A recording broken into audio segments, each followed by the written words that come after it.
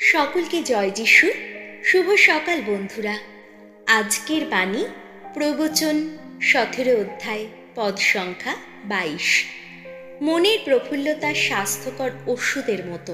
অন্তরের অবসাদ মানুষের শক্তি ক্রমে নিঃশেষিত করে। এটা শুধু একটাই কথা বলে দেয়, আমাদের মন যেমন থাকবে শরীরও সেই অনুযায়ী প্রতিক্রিয়া দেয়।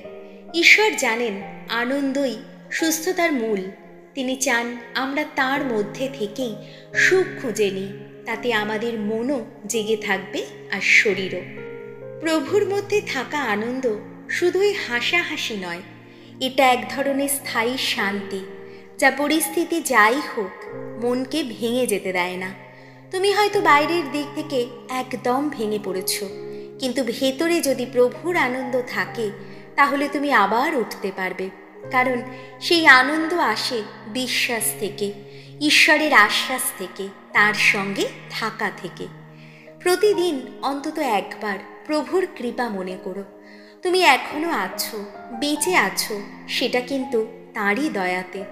অন্যদের মধ্যে আনন্দ ছড়িয়ে দাও। একজনের মন ভাঙা থাকলে তুমি যেন তাকে একটু হাসাতে পারো। মন খারাপ হলে নিজের মনকে প্রশ্ন করো, আমার ঈশ্বর কি এখনো জীবিত? তাহলে ভয় কিসের? এসো প্রার্থনা করি। প্রভু, আমার মন যেন তোমারই আনন্দে ভরে থাকে। জীবনের ঝড় এলেও যেন আমি সেই আনন্দ হারিয়ে না ফেলি।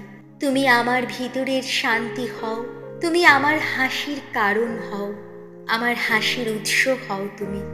তোমার সঙ্গে থাকলেই সব কিছুই ঠিক হয়ে যাবে, এই বিশ্বাসটা যেন আমার কখনো হারিয়ে না যায়। এই সকল প্রার্থনা করি আমাদের প্রভু যীশু খ্রিস্টের নামে, আমেন।